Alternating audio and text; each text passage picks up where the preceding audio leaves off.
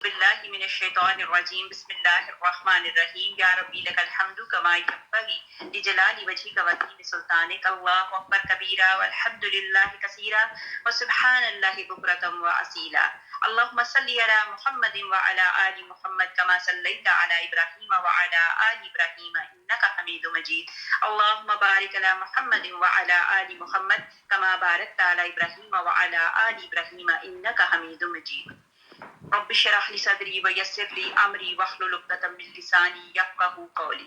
اللہ کا شکر، اللہ کا احسان۔ اس وقت ہم سپارہ نمبر 2 سورہ بقرہ کی آیت نمبر 231 تک ہمارا ہو گیا تھا۔ 231 سے پہلے اللہ سبحانہ تعالیٰ عورتوں کے متعلق بتا رہے تھے، مردوں کے متعلق بتا رہے تھے کہ کس طرح طلاق کے بعد عورتوں کے ساتھ حسن سلوک سے رخصت کرو۔ اب آپ نے بھی دیکھا، میں نے بھی دیکھا کہ جب طلاقیں ہو جاتی ہیں، استغفر اللہ، بے شک اللہ سبحانہ تعالیٰ نے یہ کام کرنے کو کہہ دیا۔ اگر نہیں گزارا ہوتا شوہر کا بیوی کے ساتھ، بیوی کا شوہر کے ساتھ، اور پیچھے بتا دیا گیا کہ کیسے کیسے ماحول ہوئے، کیسے کیسے معاملے ہوئے جس کی وجہ سے اللہ سبحانہ تعالیٰ نے اجازت دے دی۔ نبی پاک حضرت محمد مصطفیٰ صلی اللہ علیہ وسلم نے کہہ دیا کہ ہاں تم طلاق دے سکتی ہو، طلاق لے سکتی ہو۔ جیسے عورتیں جو ہیں وہ خلا لیتی ہیں اور مرد جو ہیں وہ طلاق دیتے ہیں، تو اللہ سبحانہ تعالیٰ نے مردوں کے حق میں، اب دیکھیں مرد جو ہیں وہ قوام ہیں۔ ویسے تو دیکھا جائے انسان، مرد اور عورت جو ہیں وہ ایک جیسے ہی ہیں، لیکن مطلب معاملوں میں جیسے ایک چپراسی ہے اور ایک آفیسر ہے اسی دفتر کا، تو ہیں تو دونوں انسان، دونوں مرد ہیں، لیکن اللہ سبحانہ تعالیٰ نے اپنے اپنے حساب سے رکھا۔ عورتیں بھی جو ہیں یہ مرد جو عورتیں، لیکن مردوں قوام رکھا۔ اللہ کا شکر، اللہ کا احسان کہ اللہ سبحانہ تعالیٰ نے یہ جو طلاق والا معاملہ رکھا نا، وہ اللہ تعالیٰ نے مردوں کے ہاتھ رکھا۔ وہ ایسا ہے اللہ کا شکر ہے، مرد جو ہیں وہ اتنے جذباتی نہیں ہوتے، لیکن عورتیں جو ہوتی ہیں وہ فوراً جذبات میں آ جاتی ہیں۔ اور کچھ ایسا بھی معاملہ ہوتا ہے کہ کچھ عورتوں کے ایسے دن ہوتے ہیں جس میں وہ کیا کرتی ہیں، وہ تھوڑی سی لائک مطلب حساس ہو جاتی ہیں۔ کچھ ایسا ٹائم ہوتا ہے ان کے موڈ جو ہے، عورتوں کے سوئنگ بھی ہوتے ہیں، لیکن مردوں کا حساب ڈفرینٹ ہے۔ اب مردوں کا کیا حساب ہے کہ اللہ کا شکر ہو گیا، اگر دیکھیں میں اگر یا آپ ہوتی، ہمارے ہاتھ میں یہ طلاق کا رائٹ ہوتا کہ عورتیں طلاق جب چاہے دے سکتی ہیں، تو دن میں اور آپ عورتوں کے ہونے سے ہم جو حساس ہیں، دن میں ہم پتہ نہیں 10 طلاقیں اپنے شوہروں کو دے دیتی۔ یہ ٹاول ادھر کیوں رکھ دیا، جرابیں کیوں ادھر اتار دی، فلاں کام کیوں ایسا کر دیا، یہ کیوں کر دیا، وہ کیوں کر دیا، بس ٹھیک ہے میں تمہیں طلاق دیتی ہوں، یہ کرتی ہوں وہ کرتی ہوں۔ لیکن مردوں کو اللہ سبحانہ تعالیٰ نے اتنا مطلب حوصلہ دیا ہوا ہے، اتنا مطلب پاورفل بنایا ہوا ہے، ان میں اتنا کیا کہا جائے گا کہ ان میں صبر ہوتا ہے۔ تو بڑی معذرت میری بہنوں، آپ مائنڈ نہ کیجیے گا کہ ہم لوگ عورتیں جو ہوتی ہیں نا، مطلب تھوڑا سا جذباتی ہو جاتی ہیں، ہم حساس ہو جاتی ہیں۔ اسی طرح گواہیوں کے متعلق بھی انشاءاللہ آگے پڑھیں گے۔ اللہ کا شکر ہو گیا، اللہ کا احسان ہو گیا۔ اب جیسے حضرت عمر فاروق رضی اللہ تعالیٰ عنہ کے پاس ایک عورت آئی، جو بتایا گیا تھا کہ وہ عورت کہتی ہے کہ زندگی میں جب ان کو گندی والی جگہ پہ کچھ راتیں رکھنے کے لیے ان کو قید کیا گیا کہ آپ اس جگہ پہ رکھیں، حضرت عمر فاروق رضی اللہ تعالیٰ عنہ صرف جج کرنا چاہتے تھے کہ یہ عورت جو ہے طلاق مانگ رہی ہے تو یہ کیا واقعی صحیح ہے کہ نہیں۔ اور اس عورت نے کیا کہا کہ واقعی میں اتنے دنوں سے آرام سے نہیں سوئی، اور یہ پہلی مرتبہ ایسا اتنے سالوں میں پہلی مرتبہ میں آرام سے سوئی۔ حالانکہ وہ گندگی تھی، گند تھا، اسمیل تھی، بدبو تھی، اس جگہ پہ اس عورت کو سونے کے لیے کہا، اور اس نے کہا میں یہاں پہ بڑے آرام سے سوئی۔ خدا جانے اس کے ساتھ کیا معاملہ ہوتا تھا۔ ایسا بھی ہوتا ہے، کچھ مرد بھی ایسے ہوتے ہیں، کچھ عورتیں بھی ایسی ہوتی ہیں، بندہ جب بہت زیادہ بندہ برداشت کے قابل بات نہیں رہتی تو تبھی لوگ اس پوائنٹ پہ جاتے ہیں۔ اللہ سبحانہ تعالیٰ یہاں پہ بھی بہت ساری ایسی بہنیں ہوں گی جن کے ساتھ ایسے معاملے ہوئے ہوں گے، تو اللہ سبحانہ تعالیٰ ان کے لیے آسانی والا معاملہ فرمائے۔ الحمدللہ الذی عافانی مما ابتلاک اللہ بہ فضلنی الی کثیر ممن خلق تفضیلا۔ آگے پھر ہم نے جیسے اللہ تعالیٰ نے ایک ایک بات کو اتنے کلیئر طریقے سے بتایا کہ کیسے طلاق دینی ہے، اگر طلاق دی ہے تو کیسے عدت گزارنی ہے، وہ عورتیں جنہوں نے اپنے شوہر کے ساتھ زندگی گزاری ان کی عدت کیسی ہے، وہ عورتیں جن کو طلاق ہوئی اور وہ عورتیں جن کے شوہر فوت ہو گئے، مر گئے، تو انہوں نے اپنی عدت کیسی گزارنی ہے۔ پھر وہ عورتیں جن کا خالی، وہ بچیاں یا عورتیں جن کا خالی نکاح ہوا لیکن رخصتی کا مطلب آپ سمجھ گئیں، تو وہ عورتیں جن کا نکاح ہوا اور اس کے بعد پھر انہوں نے کیسا اپنا ٹائم گزارنا ہے، ان کے اوپر عدت ہے نہیں ہے، وہ کیا معاملہ ہے، ان کو حق مہر کا کیا حق ہے، یہ ساری چیزیں اللہ تعالیٰ نے ڈیٹیل میں ایک ایک کر کے بتا دی۔ پھر اس کے بعد یہ بتایا کہ تم عورتوں کو طلاق دو اور اپنی عدت ختم کرنے پہ آئے تو اب انہیں اچھی طرح بساؤ یا بھلائی کے ساتھ الگ کر دو. اب یہ جتنی عورتوں کو طلاق، آپ نے بھی دیکھا میں نے بھی دیکھا، ہم قرآن پاک سے بالکل الگ طریقے سے چل رہے ہیں. کیا ہوتا ہے کہ جب خدا نہ خواستہ کسی کے گھر میں طلاق ہو جاتی ہے تو وہ اس عورت کا جینا محال کر دیتے ہیں. وہ عورت اس گھر میں بھی نہیں رہتی کہ عدت پوری کر سکے یا کچھ ہو، تو وہ اس گھر سے بھی نکل جاتی ہے. یہ چیزیں جو ہے نا بڑی کام خراب کر دیتی ہیں. اب یہاں پہ خالی خالی صرف لڑائی ہوتی ہے، ابھی طلاق نہیں ہوئی ہوتی، یا کسی نے ایک طلاق دے دی اپنی بیوی کو تو وہ بیوی کہتی ہے میں تو ابھی کے ابھی اپنے بابا کے گھر جا رہی ہوں، میں تو ابھی کے ابھی اپنے بھائی کے گھر جا رہی ہوں، میں تو ابھی کے ابھی یہ گھر چھوڑ کے جا رہی ہوں، جبکہ حکم دیا گیا ہے کہ اسی گھر میں ٹھہرے رہو. لیکن مرد بھی ان کو اتنا تنگ کر دیتے ہیں کہ وہ عورت مجبور ہو جاتی ہے گھر سے نکلنے کے لیے. لیکن جو ہی میں اور آپ، چونکہ ہم مائیں ہیں، ہم بیٹیاں ہیں، ہم بیویاں ہیں اور ہم بہنیں ہیں، ہم نے قرآن پاک میں پڑھ لیا، قرآن پاک میں اللہ سبحانہ تعالیٰ نے کیا بتایا، کس طریقے سے بتایا، وہ آپ نے بھی کرنا ہے، وہ میں نے بھی کرنا ہے. ہم نے اپنے بیٹوں کو گائیڈ کرنا ہے، ہم نے اپنے بھائیوں کو گائیڈ کرنا ہے. اسی طرح ہم نے ارد گرد جو ہمارے بچے ہیں ان کو ہم نے گائیڈ کرنا ہے کہ اللہ تعالیٰ نے قرآن پاک میں کیسے خوبصورت طریقے سے کر دیا کہ جب تم عورتوں کو طلاق دو، وہ اپنی مدت ختم کرنے پر آئیں تو اب انہیں اچھی طرح بساؤ یا بھلائی کے ساتھ الگ کر دو. اب یہاں پہ کیا ہے، استغفر اللہ استغفر اللہ، جہاں شوہر بیوی کی طلاقوں کی بات چلتی ہے وہاں عورت کے اوپر اتنے گند لگائے جاتے ہیں، اسی طرح عورتیں مردوں کے اوپر اتنے گند لگا دیتی ہیں جبکہ یہ چیزیں ان میں نہیں ہوتی، صرف اور صرف اپنے آپ کو صحیح کرنے کے لیے. ٹھیک ہے، اگر خدا نہ خواستہ ایسا معاملہ ہو گیا تو چپ کر کے دیکھو تو صحیح اللہ سبحانہ تعالیٰ کیا کرتے ہیں. اللہ کے لیے صبر کر دو، صبر کر کے بیٹھ جاؤ، پھر دیکھو تمہارا بدلہ اللہ سبحانہ تعالیٰ خود ہی لیں گے. اللہ سبحانہ تعالیٰ آسانی والا معاملہ فرمائے. جبکہ قرآن پاک میں دیکھے بتایا کہ اچھی طرح بساؤ یا بھلائی کے ساتھ الگ کر دو. کیسے؟ بھلائی کے ساتھ الگ کر دو اور انہیں تکلیف پہنچانے کی غرض سے ظلم و زیادتی کے لیے نہ روکو. اب آپ کو پہلے بھی بتایا کہ کیا ہوتا تھا کہ جب اس کا ٹائم پیریڈ ختم ہو جاتا تھا، جب قریب آ جاتا تھا، وہ شوہر کیا کرتا تھا، دوبارہ رجوع کر دیتا تھا اس عورت کے ساتھ، تو وہ اس کو تکلیف پہنچاتا تھا نا. جو ہی وہ اس کا ٹائم ختم ہونے لگتا تھا اس کے ساتھ پھر رجوع کر لیتا تھا، پھر اس کے بعد پھر وہ ٹائم اس کے ساتھ مطلب ختم کر کے پھر دوبارہ رجوع کر لیتا تھا. اسی وجہ سے اللہ سبحانہ تعالیٰ نے قرآن پاک میں کھول کھول کے بتا دیا. پھر یہ بھی بتایا کہ گھر سے ظلم و زیادتی کے لیے نہ روکو، جو شخص ایسا کرے اس نے اپنی جان پر ظلم کیا. اب یہاں پہ تو ہمیں سمجھ آ رہی ہے بھائی میری تو بڑی عزت بن گئی، میں نے تو لوگوں کے سامنے سچ جھوٹ بول کے اپنے آپ کو صحیح کر لیا، چاہے وہ مرد ہے چاہے وہ عورت ہے. لیکن کیا کیا؟ اگر ہم نے یہ ایسا کام کیا تو ہم نے اپنی جان پر ظلم کیا. کیا کیا؟ کہ یہ جو ہم نے اپنے نفس پہ جو ظلم کیا تو اس کا اللہ سبحانہ تعالیٰ بدلہ دے گا. پھر آگے یہ لوگ کہتے ہیں نا میں تو ہنسی مذاق میں کہہ رہا تھا کہ تمہیں طلاق ہے یا تمہیں تو ہنسی میں یہ بات کی ہے، تو اللہ تعالیٰ نے کہہ دیا چاہے تم ہنسی مذاق میں کرتے ہو، یہ مذاق نہیں ہے یہ بات کہ طلاق دے دی. طلاق مذاق میں بھی کہہ دیا تو وہ ہو گئی تو ہو گئی. اب تم اللہ کے احکام کو ہنسی کھیل نہ بناؤ اور اللہ کا احسان جو تم پر ہے یاد کرو اور جو کچھ کتاب و حکمت میں اس نے نازل فرمائی ہے. اب یہ جو اللہ تعالیٰ نے حکمت کی کتاب میں سارا کچھ نازل فرمایا تو اس سے ہم نے کیا کرنا ہے؟ نصیحت. جس سے تمہیں نصیحت کر رہا ہے اسے بھی اور اللہ تعالیٰ سے ڈرتے رہا کرو اور جان رکھو کہ اللہ تعالیٰ ہر چیز کو جانتا ہے. اب ہم آپس میں کہیں نہیں اس وقت تو اب اکثر کہتے ہیں نہیں میں طلاق تو نہیں دینا چاہتا تھا، میرے پاس کتنے معاملے ہیں. اللہ کا شکر، اللہ کا احسان، یقین کریں اللہ تعالیٰ نے، میں اس میں فخر کے طور پہ بات نہیں کرتی، ویسے شکر کے طور پہ یہ بات کرنا چاہتی ہوں. اکثر لوگوں کے گھروں میں طلاقیں ہو جاتی ہیں، اس میں ایسے ایسے لفظ یوز کر دیے جاتے ہیں کہ ہم کچھ بہنیں تو اللہ معاف کر دے اللہ معاف کر دے طلاق ہونے کے باوجود کہتے ہیں جی بچے 2 طلاقیں ہوئی یا 3 طلاقیں ہوئی ہیں تو ہمارے بچے ہم کیا کر سکتے ہیں، تو اب یہ تو زندگی ایسے ہی گزارنی ہے. خدا نہ خواستہ جن کے 3 طلاقیں ہو چکی ہیں وہ مفتی کے پاس جائیں اور مفتیوں سے جا کے پوچھیں کہ کیا کیا معاملات ہیں. یقین کریں کچھ عرصے پہلے میرے پاس ایک کمپلین آئی کسی بندی کی. اس نے کہا کہ میرے ہسبینڈ نے مجھے 3 طلاقیں ایک ہی مرتبہ دے دی. تو میں نے خود ان کو ایک عالمہ کا نمبر دیا، تو انہوں نے عالمہ کو پوچھا تو عالمہ نے کہا کہ فوراً تم اپنا اس سے الگ کر لو، سارا سسٹم یہ ہے یہ ہے یہ ہے.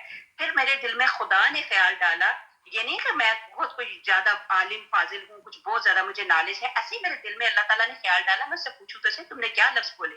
وہ روتی جا رہی تھی. میں نے کہا تم مجھے ایگزیکٹلی بتاؤ کہ تمہارے شوہر نے تمہیں کون سے لفظ بولے ہیں. اس نے مجھے یہ بتایا کہ اس طرح کے لفظ بولے. پھر میں نے کیا کیا، میں نے مولانا تاسفی صاحب کو فون کیا، 2-3 مفتیوں کو فون کیا، 3 گواہیاں جب میں نے لے لی ان سے مجھے پتا چلا اس کی تو طلاق ہی نہیں ہوئی.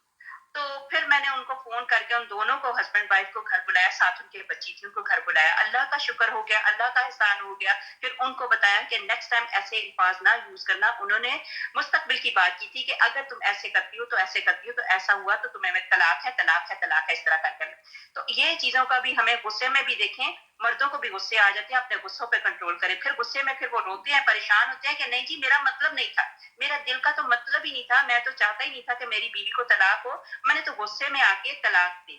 اب یہ دیکھیں یہ جب طلاقیں ہوتی ہیں, استغفر اللہ, مجھے تو یہ لفظ کہتے ہوئے میری زبان کانپتی ہے. تو جب یہ ہوتی ہیں تو کوئی بھی یہ نہیں کہتا, پیار سے تو کوئی بھی نہیں دیتا تو غصے میں ہی کہتا ہے نا. کوئی بھی نہیں کہتا جانو آئی لو یو مت میں طلاق دیتا ہوں, یہ تو نہیں کسی نے کہنا.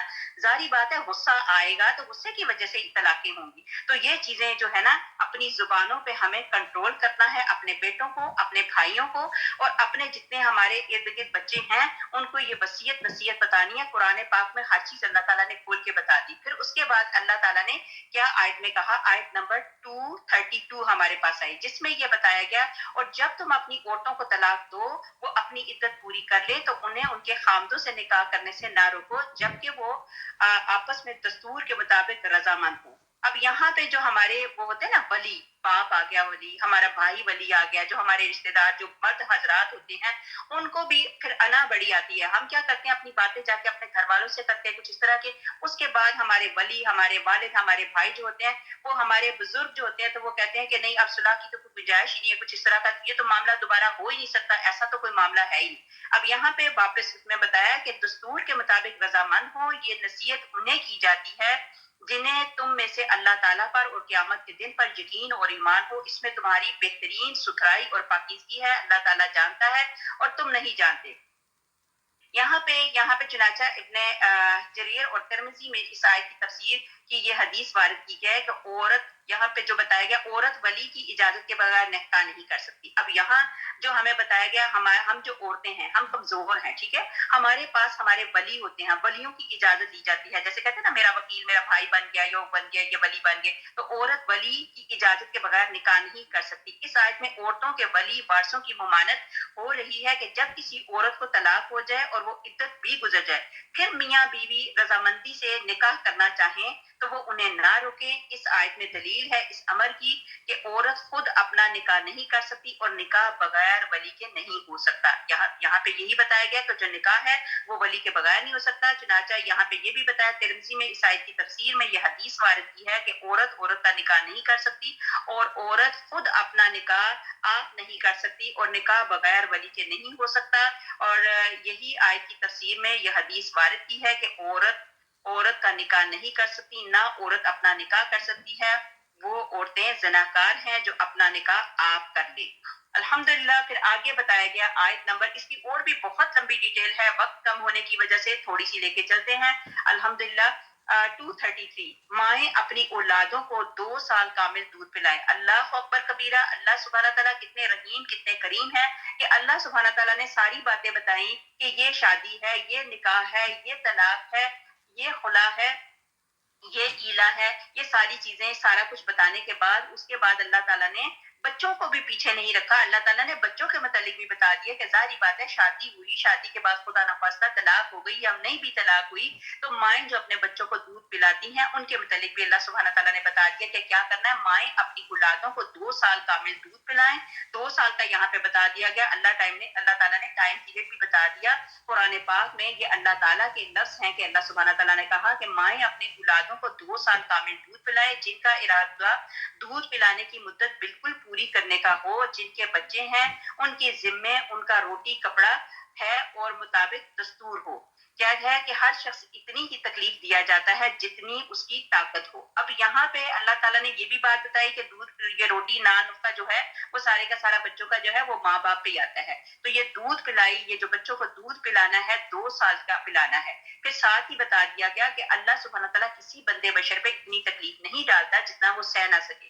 تو اللہ تعالیٰ ہمارے لیے آسانی والا معاملہ فرمائے. ایک اور بھی جگہ پہ بھی 2-3 جگہ پہ یہ بتایا گیا کہ اللہ سبحانہ تعالیٰ انسان کے اوپر اتنی تکلیف نہیں ڈالتا, اتنی ہی ڈالتا ہے جتنی وہ سہ سکے, جتنی کہ اس میں طاقت ہو. تو ماں کی اس کے بچے کی وجہ سے یا باپ کو اس کی اولاد کی وجہ سے کوئی ضرر نہ پہنچایا جائے. یہاں پہ بتایا جاتا ہے کہ اکثر بلیک میلنگ بھی ہوتی ہے نا, جب خدا نخواستہ ماں باپ کی آپس میں الگ ہو جاتی ہے تو بیچ میں بےچارے بچے پس جاتے ہیں. اب بچوں کے متعلق یہ بتایا کہ یہ نہ ہو کہ ایک دوسرے کو ماں شوہر کو بلیک میل کرے، باپ شوہر کو باپ بیوی کو مطلب ہسبینڈ بیوی کو بلیک میل کرے کہ ایسا نہیں ایسا نہیں، تو اب یہ ان کی دونوں کی رضامندگی بھی چاہیے. اور آگے پھر اللہ تعالیٰ کیا کہتے ہیں، وارث پر بھی اس جیسی ذمہ داری ہے.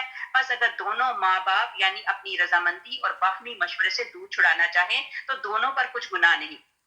ہاں اگر یہ بھی ہے کہ اگر وہ دودھ چھڑانا چاہیں، ماں بھی اور باپ بھی کے بچے کو نہیں دودھ پلا سکتے، دودھ چھڑا دیتے ہیں، تو اس میں بھی اللہ سبحانہ تعالیٰ نے کہا اس میں کوئی گناہ نہیں. اگر تمہارا ارادہ اپنی اولاد کو دودھ پلا لینے کا ہو تو بھی تم پر کوئی گناہ نہیں. اگر دودھ پلاتے بھی ہو تو تب بھی کوئی گناہ نہیں، جبکہ تم دستور کے مطابق جو ان کو دینا ہو اور جو ان کے حوالے کر دو تو اللہ تعالیٰ سے ڈرتے رہو اور جانتے رہو کہ اللہ تعالیٰ تمہارے اعمال کو دیکھ رہا ہے. اللہ سبحانہ تعالیٰ نے بار بار کہا کہ اللہ سبحانہ تعالیٰ ہمارے اعمال کو ہر کچھ چیز جو ہے دیکھنے والا ہے. بچے کو دودھ پلانے کی مدت جو یہاں پہ بتائی گئی کہ اللہ تعالیٰ بچوں والی عورتوں کو ارشاد فرماتے ہیں کہ دودھ پلانے کی پوری مدت جو ہے وہ 2 سال ہے. 2 سال کے بعد دودھ پلانے کا کوئی اعتبار نہیں، اس کے بعد دودھ پلانا ثابت نہیں ہوتا اور نہ حرمت ہوتی ہے. اکثر ائمہ کرام کا یہی مذہب ہے. اب یہ رضاعت کے متعلق بھی بتایا کہ اب دودھ جو ہے جیسے آپ کو پتا ہے کہ اللہ تعالیٰ نے یہ دودھ پلانے کا حضرت موسیٰ علیہ السلام جب چھوٹے تھے، جب بیبی تھے، تو موسیٰ علیہ السلام کو اللہ تعالیٰ کی طرف سے حکم ہوا. موسیٰ علیہ السلام کی والدہ نے کیا کیا، حضرت موسیٰ علیہ السلام کو لپیٹ کے ایک صندوق میں ڈال کے رسا باندھا ہوا تھا، رسی باندھ کے تو ان کو اندر ڈال دیتی تھی. جب وہ اندر آتے تھے تو ان کو جب دودھ کا ٹائم ہوتا تھا، اللہ اکبر، ہم اپنے بچوں کو کس طرح دیکھتے ہیں، بلکہ اپنے اپنے کمروں میں مشینیں لگائی ہوتی ہیں، وہ ٹی وی لگائے ہوتے ہیں، تو وہ دیکھتے ہیں کہ ہمارا بچہ کہیں رو تو نہیں رہا. ہمارے کمروں میں وہ پوری آوازیں آ جاتی ہیں. اب تو نئی نئی تکنیک. اب وہ دیکھیں وہ کیسی ماں تھی، کتنے بڑے دل والی ماں تھی کہ ان کو پتا تھا کہ موسیٰ علیہ السلام کو یہ قتل کر دیں گے، فرعون کے لوگ آئیں گے اور آ کے ان کو قتل کر دیں گے. تو اپنی اللہ تعالیٰ کی حکمت کی وجہ سے ان کو صندوق میں ڈالا، صندوق کے ساتھ انہوں نے رسی باندھی. جب وہ موسیٰ علیہ السلام کے مطلب فیڈ کا ٹائم ہوتا تھا وہ ان کو پلاتی تھی، تھوڑی دیر کے لیے انہوں نے پلایا. اس میں بھی اللہ تعالیٰ کی حکمت تھی. موسیٰ علیہ السلام کی والدہ کو کہا کہ آپ اپنے بچے کو دودھ پلائیں. حکمت یہ تھی کہ جب بچہ اپنی ماں کا دودھ پیتا ہے تو وہ فیملیئر ہو جاتا ہے اپنی ماں کے دودھ کے ساتھ، اس کو پتا چل جاتا ہے یہ میری ماں کا دودھ ہے. آپ نے دیکھا ہوگا، آپ نے اپنے بچوں کو پالا ہوگا، جب ہم اپنے بچوں کو دودھ پلاتے ہیں کوئی فیڈر لگا دیتے ہیں تو فیڈر کا نپل اس طرح کا ہوتا ہے کہ بچہ اس نپل کا یوز ٹو ہو جاتا ہے. پھر ماں باپ ہم لوگ پریشان ہو جاتے ہیں کہ کون سا فیڈر ایسا لے کے آئے جو بچہ اسی فیڈر کی نپل سے دودھ لے گا، دوسرے سے نہیں لے گا. اب بچے کو چونکہ وہ بچہ یوز ٹو ہو جاتا ہے. اسی طرح اللہ تعالیٰ کی بھی ایک حکمت تھی جو موسیٰ علیہ السلام کی والدہ کو کہا کہ آپ ان کو دودھ پلائیں.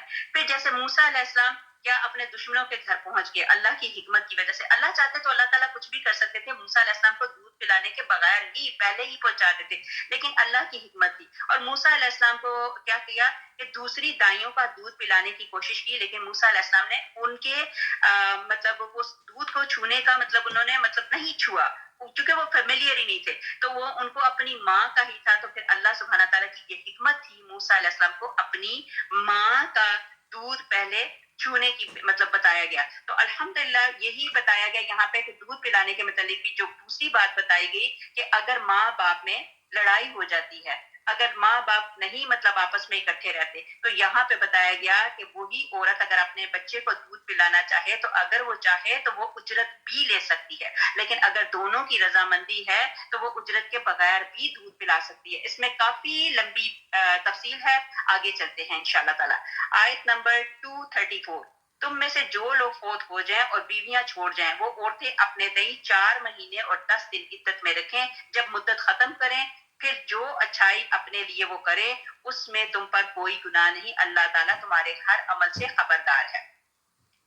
یہاں پہ یہ پھر بتایا گیا کہ عدت کی مدت بتائی گئی. اب فوت جہاں پہ پہلے بتایا طلاق والی بات بتائی، اب یہاں پہ فوت ہو گئی، جو بیویاں چھوڑ جائیں وہ عورتیں اپنے تئیں کتنے 4 مہینے اور 10 دن کی عدت کے متعلق بتایا گیا. جس کا خامن مر جائے اس کی عدت کا بیان ہے. اس آیت میں حکم ہو رہا ہے کہ عورتیں اپنے خامدوں کے انتقال کے بعد 4 مہینے 10 دن عدت گزاریں، خواہ ان سے مجامت ہوئی یا نہ ہوئی ہو.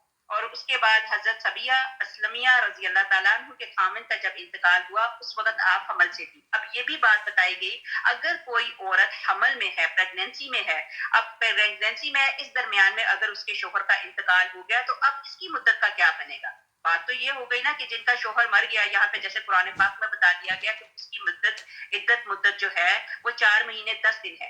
اب اس کا بتایا جائے کہ جو عورت پریگننٹ ہے تو اب اس کا کیا ہے. اب اس کے متعلق یہ بتایا گیا کہ اب صبیہ اسلمیہ رضی اللہ تعالیٰ عنہ کے خامن کا جب انتقال ہوا تو اس وقت آپ حمل سے تھی اور چند راتیں ہی گزرنے پائی تھی تو بچہ پیدا ہوا. جب نہا دھو چکی تو لباس وغیرہ اچھا پہن لیا. حضرت ابو السنابل ابن بلقب نے یہ دیکھ کر فرمایا کہ کیا تم نکاح کرنا چاہتی ہو؟ اللہ کی قسم جب تک 4 مہینے 10 دن نہ گزر جائیں گے تم نکاح نہیں کر سکتی. تو حضرت صبیہ رضی اللہ تعالیٰ عنہا یہ سن کر خاموش ہو گئی اور شام کو خدمت نبوی صلی اللہ علیہ وآلہ وسلم میں حاضر ہوئی اور مسئلہ پوچھا. تو آپ پیارے نبی صلی اللہ علیہ وسلم نے فرمایا جب بچہ ہو گیا اسی وقت تم عدت سے نکل گئی. اب اگر چاہو تو بے شک نکاح کر سکتی ہو. یہاں سے اس حدیث سے ہمیں پتا چلا کہ اگر عورت حمل سے ہے، پریگننٹ ہے اور اس کا شوہر فوت ہو گیا ہے، جو ہی اس کا بچہ پیدا ہوگا تو ہی وہ عدت سے باہر نکل جاتی ہے. اللہ اکبر کبیرہ. یہ اللہ تعالیٰ کے حکم، یہ قرآن پاک ہم پڑھیں گے، سنیں گے، سمجھیں گے تو پھر ہی ہمیں سمجھ آئے گی. آیت نمبر 235 تم پر اس میں کوئی گناہ نہیں کہ تم اشارتاً کنایتاً ان عورتوں سے نکاح کی بابت کہو یا اپنے دل میں پوشیدہ ارادہ کرو. اللہ تعالیٰ کو علم ہے کہ تم ضرور ان سے ذکر کرو گے لیکن تم ان سے پوشیدہ وعدے نہ کر لو. ہاں یہ اور بات ہے کہ تم بھلی بات بولا کرو اور عقد نکاح جب تک کہ عدت ختم نہ ہو جائے پختہ نہ کر دیا کرو. جان رکھو کہ اللہ تعالیٰ کو تمہارے دلوں کی باتوں کا بھی علم ہے. تم اس سے خوف کھاتے رہا کرو اور یہ بھی جان رکھو کہ اللہ تعالیٰ بخشش اور حلم والا ہے. اب یہاں پہ ایک بات بتائی جاتی ہے. حضرت زینب بنت ام سلمہ رضی اللہ تعالیٰ عنہا فرماتی ہیں کہ پہلے جب کبھی کسی عورت کا خاوند مر جاتا تو اسے کسی جھونپڑے میں ڈال دیتے تھے. وہ بدترین، اب یہ بھی بڑا مسئلہ ہوتا تھا کہ وہ اس کو استغفر اللہ پہلے زمانے میں ان کے ساتھ کیا معاملہ کیا جاتا تھا جو جن عورتوں کے شوہر مر جاتے تھے. خاص طور پہ ابھی بھی ہندوؤں میں بہت ساری جگہوں پہ اس طرح کی چیزیں چلتی ہیں. استغفر اللہ. اللہ کا شکر، اللہ کا احسان، اللہ کے حکم سے آقا کریم صلی اللہ علیہ وآلہ وسلم آئے، انہوں نے ہمیں یہ ساری چیزیں بتائیں. پھر اس کے بعد قرآن پاک آیا، قرآن پاک میں ہمیں ساری چیزیں سمجھا دی گئی. تو حضرت زینب بنت ام سلمہ رضی اللہ تعالیٰ عنہا فرماتی ہیں کہ پہلے جب کسی عورت کا خاوند مر جاتا تو اسے کسی جھونپڑی میں ڈال دیتے تھے. وہ بدترین کپڑے پہنتی، خوشبو وغیرہ سے الگ رہتی اور سال بھر تک ایسی ہی سڑی گسی رہتی. سال بھر کے بعد نکلتی اور اونٹ کی مینگنی لے کر، مطلب اونٹ کی جو مینگنی ہوتی ہے ان کو لے کر پھینکتی اور کسی جانور مثلاً گدھ یا بکری یا پرندے کے جسم کے ساتھ اپنے جسم کو رگڑتی. بس اوقات وہ مر ہی جاتی. مطلب اس کے ساتھ ایسے معاملے کرتے کہ وہ اسی طریقے سے مر ہی جاتی. اس کے لیے بتائی تھی مدت سال بھر تک اس کو ایسے ہی کہا جاتا تھا. لیکن جو ہی نبی پاک حضرت محمد مصطفیٰ صلی اللہ علیہ وسلم آئے تو یہ بتا دیا. اب یہ تھی زمانہ جاہلیت کی رسم. بس پھر اس کے بعد یہ جب آیت اتری جس میں ایسی عورتیں سال بھر تک رکی رہیں. ابن عباس رضی اللہ تعالیٰ عنہ وغیرہ بھی فرماتے ہیں، لیکن اس میں نظر ہے اور تفصیل اس کے عنقریب آئے گی انشاءاللہ تعالیٰ. مطلب یہ ہے کہ اس زمانے میں رانڈ عورت کو زینت اور خوشبو اور بہت بھڑکیلے کپڑے اور زیور وغیرہ پہننا منع ہے. وہ تو ابھی بھی ہے. عورت کے لیے افسوس جو ہے، جس عورت کا شوہر فوت ہوا اس کے لیے افسوس کی مدت کچھ اور ہے، لیکن دوسرے لوگوں کے لیے 3 دن 3 راتوں کا مدت بتایا کہ اتنی دیر تک افسوس کرنا ہے، اس کے بعد نہیں. حضرت فاطمہ بنت قیس نے فرمایا کہ جب ان کے خاوند ابو عمر بن حفص رضی اللہ تعالیٰ عنہ نے انہیں آخری تیسری طلاق دی تو کیا ہے کہ جب تم عدت ختم کرو تو مجھے خبر دینا. عدت کا زمانہ حضرت ابن ام مختوم رضی اللہ تعالیٰ عنہ کے ہاں گزارو.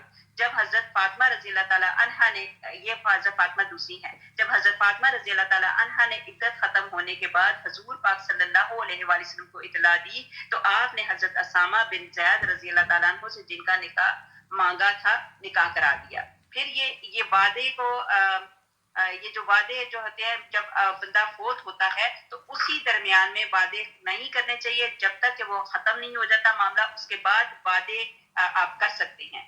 آیت نمبر 236 اگر تم عورتوں کو بغیر ہاتھ لگائے اور بغیر مہر مقرر کیے طلاق دے دو تو بھی تم پر کوئی گناہ نہیں. یہ کون سی عورتیں ہیں؟ جن کو ابھی خالی نکاح کیا مگر ہاتھ نہیں لگایا، بغیر مہر کیے طلاق دی تو اور تم پر کوئی گناہ نہیں، ہاں انہیں کچھ نہ کچھ فائدہ دے دیا کرو، تو آسانی والا اپنے انداز سے اور تنگی والا اپنی طاقت کے مطابق، دستور کے مطابق اچھا فائدہ دے، بھلائی کرنے والوں پر یہ لازم ہے۔ اب یہاں پہ بھی اللہ تعالیٰ نے کتنی پیاری بات بتا دی، جبکہ ہمارے اس معاشرے میں ٹوٹلی الٹ ہو رہا ہے، ٹھیک ہے۔ یہاں پہ پھر دوبارہ پڑھتی ہوں، اپنے ذہن میں یہ بات ڈالیں، اگر تم عورتوں کو بغیر ہاتھ لگائے اور بغیر مہر مقرر کیے طلاق دے دو تو بھی تم پر کوئی گناہ نہیں، ہاں انہیں کچھ نہ کچھ فائدے دے دیا کرو، آسانی والا اپنے انداز سے اور تنگی والا اپنی طاقت کے مطابق، دستور کے مطابق اچھا فائدہ دے، بھلائی کرنے والوں پر یہ لازم ہے۔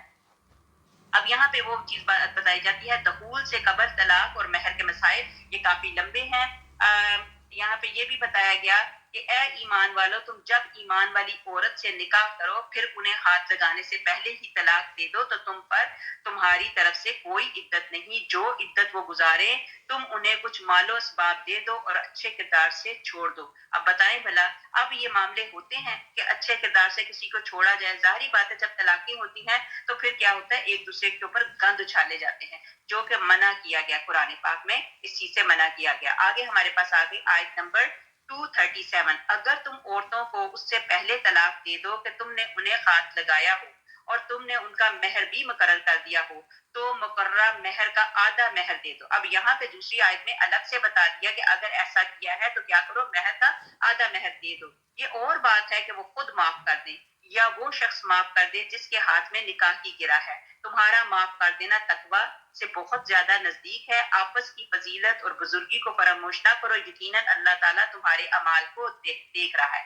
اب مہر کی مزید تفصیل یہاں پہ بتائی گئی، پھر یہ بھی بتایا گیا کہ اگر عورتیں خود ایسی حالت میں اپنا آدھا مہر بھی خامند کو معاف کر دیں تو یہ اور بات ہے، اس صورت میں خامند کو سب معاف ہو جائے گا۔ ابن عباس رضی اللہ تعالیٰ عنہ فرماتے ہیں، صحیبہ عورت ایک اپنے حق چھوڑ دے تو اسے اختیار ہے، مطلب اس کو اختیار ہے کہ اگر وہ حق چھوڑ دے۔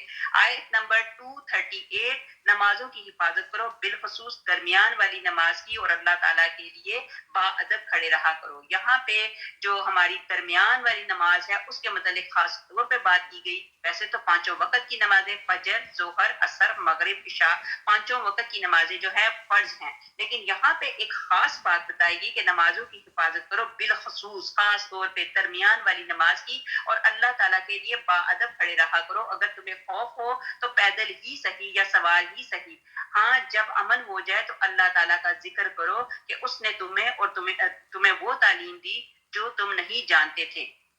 یہاں پہ خاص و خاص کافی لمبی ڈیٹیل ہے، کافی ہمارے جو اکابرین ہیں انہوں نے یہ مطلب دیکھا کہ کون سی نماز جو ہے وہ مڈل والی نماز ہے۔ سب لوگوں نے چیک کیا، سب لوگوں نے حساب لگایا تو بتایا گیا جو درمیان والی نماز ہے اس کو عصر کی نماز کہا گیا، کہ عصر کی نماز کی خاص طور پہ حفاظت کیا کرو، کہ عصر کی نماز کے وقت یہ ہوتا ہے لوگوں کے کاموں کا، کام کاج کا وقت ہوتا ہے، وہ لوگوں کے لیے یہ مشکل ہو جاتا ہے کہ بیچ کی نماز ہے اور پھر عصر اور مغرب کی نماز کے درمیان میں بہت کم فاصلہ ہوتا ہے، یہ جلدی نمازیں ہو جاتی ہیں، لہٰذا یہاں پہ عصر کی نماز کی حفاظت کے متعلق خاص و خاص بتایا دیا گیا کہ اس کی اپنی یہ عصر کی نماز کی حفاظت کیا کرو۔ پھر اس کے بعد ذکر اذکار کے متعلق بھی کہا گیا کہ ذکر اذکار بھی کیا کرو،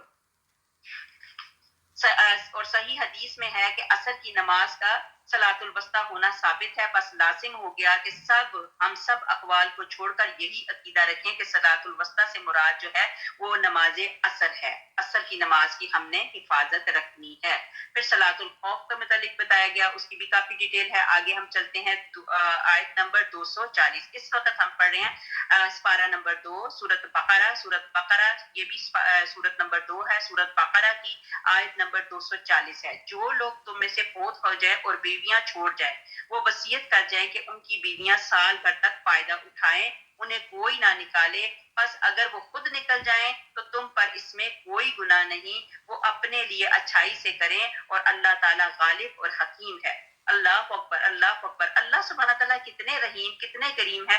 اب جو لوگوں کا فوت بھی ہو گیا تو ان کے متعلق پھر کیا کہا گیا کہ ان کی بیویاں جو پیچھے رہ گئی ہیں تو اگر وہ کیا کہتے ہیں ان کے لیے کیا ہے، وہ وصیت کر جائیں کہ ان کی بیویاں سال بھر تک فائدہ اٹھائیں اٹھائے انہیں کوئی نہ نکالے، بس اگر وہ خود نکل جائیں تو تم پر اس میں کوئی گناہ نہیں۔ اب یہاں پہ دیکھیں ادھر سے بیویاں فوت ہوتی ہیں، بہت سارے لوگوں کے گھروں میں ایسے معاملے ہوتے ہیں، ادھر بیوی فوت ہو گئی، ادھر گھر والوں نے ان کو لان تان کر کے گھر سے نکال دیا۔ یہاں پہ حکم کیا گیا، اللہ تعالیٰ نے قرآن پاک میں کہہ دیا کتنی دیر کے لیے، سال بھر تک فائدہ اٹھائیں انہیں کوئی نہ نکالے، بس اگر وہ خود نکل جائیں تو تم پر اس میں کوئی گناہ نہیں۔ جو وہ اپنے لیے اچھائی سے کرے، اللہ تعالیٰ غالب اور حکیم ہے۔ طلاق والیوں کو اچھی طرح فائدہ دینا پرہیزگاروں پر لازم ہے۔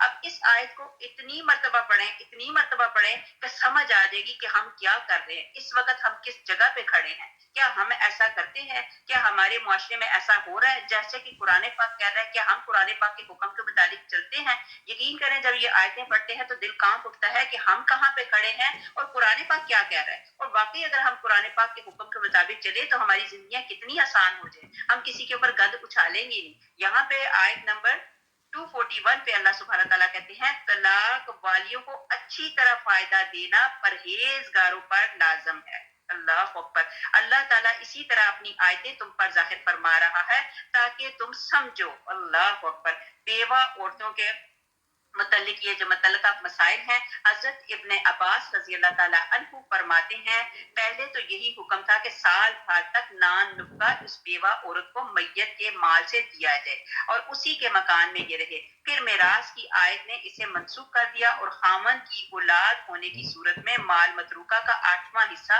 اولاد نہ ہونے کی صورت میں چوتھائی مال ورثہ کا مقرر کیا، اور عدت 4 ماہ 10 دن مقرر ہوئی۔ الحمدللہ اسی کے متعلق ہم نے پہلے بھی بات کی۔ پھر اس کے بعد یہ حضرت سید ابو خدری رضی اللہ تعالیٰ عنہ کی ہمشیرہ فریہ بنت مالک رضی اللہ تعالیٰ عنہ رسول پاک صلی اللہ علیہ وسلم کے پاس آئیں اور کہا ہمارے غلام بھاگ گئے تھے جنہیں ڈھونڈنے کے لیے میرے خامند گئے، قدوم میں ان غلاموں سے ملاقات ہوئی لیکن انہوں نے آپ کو قتل کر دیا۔ اب یہ نبی پاک صلی اللہ علیہ وسلم کے پاس اپنا یہ معاملہ لے کے آئیں، کہتی ہیں کہ کیا ہوا کہ میرا جو ہے میرے شوہر کو انہوں نے قتل کر دیا، لیکن انہوں نے آپ کو قتل کر دیا، ان کا کوئی مکان نہیں جس میں یہ میں کہتی ہیں کہ میں عدت گزاروں، نہ کچھ کھانے پینے کو ہے، تو آپ اجازت دیں تو میں اپنے میکے چلی آؤں اور یہی عدت پوری کروں۔ آپ صلی اللہ علیہ وآلہ وسلم نے فرمایا اجازت ہے۔ میں لوٹی، ابھی میں حجرے میں ہی تھی کہ حضور پاک صلی اللہ علیہ وسلم نے مجھے بلوایا یا خود بلایا اور فرمایا تم نے کیا کہا؟ میں نے پھر قصہ بیان کیا، مطلب انہوں نے پہلے بھی قصہ بیان کیا، پھر نبی پاک حضرت محمد مصطفیٰ صلی اللہ علیہ وسلم نے کچھ سوچا ہوگا تو نبی پاک حضرت محمد مصطفیٰ صلی اللہ علیہ وسلم نے ان کو دوبارہ بلایا اور نبی پاک حضرت محمد مصطفیٰ صلی اللہ علیہ وسلم نے ان سے پوچھا اور وہ کہنے لگی کہ میں نے پھر دوبارہ قصہ بیان کیا۔ آپ صلی اللہ علیہ وآلہ وسلم نے فرمایا اپنے گھر میں ہی ٹھہری رہو یہاں تک کہ عدت گزر جائے۔ چنانچہ میں نے وہیں عدت کا زمانہ پورا کیا، یعنی 4 مہینے 10 دن۔ حضرت عثمان رضی اللہ تعالیٰ عنہ نے اپنے دور خلافت میں مجھے بلوایا۔ اب یہی کہتی ہیں کہ جب حضرت عثمان رضی اللہ تعالیٰ عنہ کا دور خلافت آیا تو یہ کہتی ہیں کہ مجھے پھر دوبارہ حضرت عثمان رضی اللہ تعالیٰ عنہ نے بلوایا اور مجھ سے یہی مسئلہ پوچھا۔ میں نے اپنا یہ واقعہ حضور اکرم صلی اللہ علیہ وسلم کے فیصلے سمیت سنایا۔ حضرت عثمان رضی اللہ تعالیٰ عنہ نے بھی اس کی پیروی کی اور یہی فیصلہ دیا جو الحمدللہ ہمارے آگے کلیئر ہو گیا کہ اسی گھر میں رکی رہے اور کتنی دیر کتنی مدت کے لیے رکنا وہ سارا کچھ بتا دیا گیا۔ آگے ہمارے پاس آ گئی آیت نمبر 243۔ کیا تم نے انہیں نہیں دیکھا جو ہزاروں کی تعداد میں تھے اور موت کے ڈر کے مارے اپنے گھروں سے نکل کھڑے ہوئے تھے؟ اللہ تعالیٰ نے انہیں فرمایا مر جاؤ، پھر انہیں زندہ کر دیا۔ اللہ تعالیٰ لوگوں پر بڑے فضل والا ہے لیکن اکثر لوگ ناشکرے ہیں۔ اللہ کی راہ میں جہاد کرتے رہا کرو اور جان لو کہ اللہ تعالیٰ سنتا ہے جانتا ہے۔ ایسا بھی کوئی ہے جو اللہ تعالیٰ کو اچھا قرض دے، اللہ تعالیٰ بہت بڑا چڑھا کر عطا فرمائے گا۔ اللہ ہی تنگی اور کشادگی کرتا ہے اور تم سب اسی کی طرف لوٹائے جاؤ گے۔ واقعی انا للہ و انا الیہ راجعون، ہم اللہ ہی کی طرف سے آئے ہیں اور اللہ ہی کی طرف واپس لوٹ کے جانا ہے۔ زندگی اور موت جو ہے وہ صرف اور صرف اللہ تعالیٰ کے ہاتھ میں ہے۔ اب یہاں پہ یہ بتایا گیا کہ وبا والی جگہ میں نہ جاؤ۔ اب دیکھیں پیچھے جو ہمارا کورونا وغیرہ آ گیا تھا تو ان دنوں میں یہ آیتیں بڑی پڑھی جاتی تھی، تو اس کا مطلب یہ ہے کہ وبا والی جگہ میں نہ جاؤ اور وہاں سے نہ نکلو۔ ابن عباس رضی اللہ تعالیٰ عنہ فرماتے ہیں کہ یہ لوگ 6000 تھے اور ایک اور روایت میں ہے کہ 8000 تھے، بعض 9000 کہتے ہیں، بعض 40000 بتاتے ہیں، بعض 30000 سے کچھ اوپر بتاتے ہیں۔ یہ لوگ اب کیا کہتے ہیں، یہ ایک بستی میں تھے یہ لوگ، اور جو واسط کی طرف ہے۔ بعض کہتے ہیں کہ بستی کا نام ازرعات تھا، بعض کہتے ہیں کہ اس بستی کا نام ازرعات تھا۔ یہ لوگ طاعون کے مارے اپنے شہر کو چھوڑ کر بھاگے تھے۔ ایک بستی میں جب پہنچے وہیں اللہ کے حکم سے سب مر گئے۔ اب ان لوگوں کو کیا ہوا کہ ایک بستی میں پہنچے جہاں پہ اللہ سبحانہ تعالیٰ نے موت دے دی ہے، دے کے ہی رکھنی ہے، تو اب انہوں نے کیا کیا، ایک بستی میں پہنچے تو اللہ کے حکم سے وہاں پہ جا کے سب مر گئے۔ اتفاق سے ایک نبی کا وہاں سے گزر ہوا، ان کی دعا سے اللہ تعالیٰ نے انہیں پھر زندہ کر دیا۔ اب نبیوں کی دعائیں تو اللہ سبحانہ تعالیٰ قبول کرتے ہیں، نبی تو معصوم ہوتے ہیں، تو وہ نبی وہ جو تھے اس وقت کے جو نبی تھے انہوں نے دعا کی، اور کیا ہوا کہ نبی کے دعا سے وہ زندہ ہو گئے۔ بعض کہتے ہیں کہ ایک چٹیل صاف ہوادار کھلے پرفضا میدان میں ٹھہرے تھے اور 2 فرشتوں کی چیخ سے ہلاک کیے گئے تھے۔ جب ایک لمبی مدت گزر چکی تو ان کی ہڈیوں کا بھی چونا چونا ہو گیا۔ اس جگہ بستی جب بس گئی تب حزقیل نامی ایک نبی وہاں سے نکلے، انہوں نے دعا کی اور اللہ تعالیٰ نے قبول فرمائی اور حکم دیا کہ تم کہو کہ اے بسیدہ ہڈیوں، اللہ تعالیٰ تمہیں حکم دیتا ہے کہ تم سب جمع ہو جاؤ۔ اب پہلے حکم دعا کی ہڈیوں کے متعلق اور ساتھ ساتھ اللہ کی بات بتائی کہ اللہ تعالیٰ تمہیں حکم دیتا ہے کہ تم سب جمع ہو جاؤ، چنانچہ ہر جسم کی ہڈیوں کا ڈھانچہ کھڑا ہو گیا۔ اب پہلے ہڈیوں کے لیے دعا کی تو ہڈیوں کا ڈھانچہ کھڑا ہو گیا، پھر اللہ تعالیٰ کا حکم ہو گیا کہ ندا کرو کہ اے ہڈیوں، اللہ تعالیٰ فرماتا ہے کہ تم گوشت رگیں پٹھے بھی جوڑ لو۔ اب اللہ تعالیٰ کے حکم سے وہ بھی، چنانچہ اللہ تعالیٰ کے اس نبی کے دیکھتے ہوئے یہ بھی ہو گیا۔ پھر آواز لگائی کہ اے روحو، اللہ تعالیٰ کا تمہیں حکم ہو رہا ہے کہ ہر روح اپنے قدیم جسم میں آ جائے۔ چنانچہ یہ سب جس طرح ایک ساتھ مرے تھے اسی طرح ایک ساتھ جی اٹھے۔ اب بے ساختہ ان کی زبان سے نکلا سبحانکا لا الہ الا انت، اے اللہ تو پاک ہے، تیرے سوا کوئی معبود نہیں۔ یہ دلیل ہے قیامت کے دن اس جسم کے ساتھ دوبارہ جی اٹھنے کی۔ پھر فرماتا ہے کہ اللہ تعالیٰ کا لوگوں پر بھاری فضل اور کرم ہے کہ وہ زبردست ٹھوس نشانیاں اپنی قدرت قاہرہ کی دکھا رہا ہے، لیکن باوجود اس کے بھی لوگ نہ قدرے اور بے شکرے ہیں۔ یہی آیت کا ترجمہ جو ہے کہ اللہ ہی کی طرف سے سب نے آنا ہے اور اللہ ہی کی طرف سب نے لوٹ کر جانا ہے۔ اس آیت کو سن کر کیا ہے، ابو الداح انصاری رضی اللہ تعالیٰ عنہ نے کہا تھا کہ یا رسول اللہ صلی اللہ علیہ وسلم، کیا اللہ تعالیٰ ہم سے قرض طلب فرماتا ہے؟ آپ نے فرمایا ہاں۔ کہا اپنا ہاتھ دیجئے۔ پھر ہاتھ میں ہاتھ لے کر کہا حضور، میں نے اپنا باغ جس میں کچھ کھجور کے درخت ہیں اللہ تعالیٰ کو قرض دیا۔ وہاں سے سیدھے اپنے باغ آئے اور باہر کھڑے ہو کر اپنی بیوی صاحبہ کو آواز دی کہ بچوں کو لے کر باہر آ جاؤ، میں نے یہ باغ اللہ کی راہ میں دے دیا۔ مطلب یہ ہے کہ اللہ کی راہ میں جو آپ دیتے ہو تو اللہ سبحانہ تعالیٰ بڑھا چڑھا کے دیتا ہے۔ یہ جب ایک صحابی نے بات سنی، یہ قرآن پاک کی آیت سنی، تو کیا کیا صحابی نے، کیا کیا کہ اپنا باغ جو ہے اللہ کی راہ میں دے دیا۔ تو پھر اللہ سبحانہ تعالیٰ نے بھی ان کو بڑھا چڑھا کے دیا۔ انہوں نے نبی پاک حضرت محمد مصطفیٰ صلی اللہ علیہ وسلم سے آگے پھر دوبارہ کنفرم کیا کہ کیا ایسا ہوتا ہے، تو نبی پاک حضرت محمد مصطفیٰ صلی اللہ علیہ وسلم نے ان کو جو کنفرم کیا تھا وہ دے دیا۔ پھر انہوں نے کیا کیا، اسی وقت اپنی بیوی بچوں کو لے کے اس باغ سے نکل کے، یہاں تک کہ بچے کے منہ کے اندر کھجور بھی نہیں ڈالنے دی اور وہیں سے نکل کے وہ اللہ کی راہ میں دے دیا۔ آگے ہمارے پاس آ گئی آیت نمبر 246، کیا تو نے حضرت موسیٰ علیہ السلام کے بعد والی بنی اسرائیل کی جماعت کو نہیں دیکھا جبکہ انہوں نے اپنے پیغمبر سے کہا کہ کسی کو ہمارا بادشاہ بنا دیجیے۔ اب یہاں پہ بات ہو رہی ہے حضرت یہ طالوت کی، اور اس وقت کا ایک بادشاہ تھا انشاءاللہ تعالیٰ، اس کے متعلق اس وقت کے ایک پیغمبر تھے، ان کے متعلق بھی ڈیٹیل بتاتے ہیں۔ یہاں پہ بتایا جاتا ہے کہ کیا تو نے حضرت موسیٰ علیہ السلام کے بعد والی بنی اسرائیل کی جماعت کو نہیں دیکھا جبکہ انہوں نے اپنے پیغمبر سے کہا کہ کسی کو ہمارا بادشاہ بنا دیجیے۔ اب یہ ایک پیغمبر تھے، کافی دیر وہاں پہ کوئی پیغمبر، جب پیغمبر آئے تو پیغمبر کو وہاں کی قوم نے کہا کہ ہمیں تو ایک بادشاہ چاہیے۔ پھر کیا کہتے ہیں، تاکہ ہم اللہ کی راہ میں جہاد کریں۔ بادشاہ کے پہلے ڈیمانڈ کی اور پھر ساتھ کہا کہ بادشاہ کے ساتھ مل کر ہم کیا کریں، جہاد کریں۔ پیغمبر علیہ السلام نے کہا ممکن ہے کہ جہاد فرض ہو جانے کے بعد تم جہاد نہ کرو۔ اب ان کو پتا تھا کہ یہ لوگ کیا کرتے ہیں کہ اگر ان کے اوپر جہاد فرض کر دیا گیا تو یہ جہاد نہ کرے، تو اب انہوں نے کہا کہ بھلا ہم راہ الہی میں جہاد کیوں نہ کریں گے، ہم تو اپنے گھروں سے اجاڑے گئے ہیں اور بچوں سے دور کر دیے گئے ہیں۔ پھر جب ان پر جہاد فرض ہوا تو سوائے تھوڑے سے لوگوں کے سب پھر گئے۔ اللہ تعالیٰ ظالموں کو خوب جانتا ہے۔ اب یہ بات یہ ہوئی کہ اس زمانے کے لوگوں کو کیا ہوا، ان کے گھروں سے اجاڑ بچھا کے ان کی بستیوں سے نکال دیا گیا۔ اب انہوں نے کہا کہ ہمیں تو ایک بادشاہ چاہیے، اس وقت کے پیغمبر۔ اسی طرح مضمون یہاں پہ یہ ہے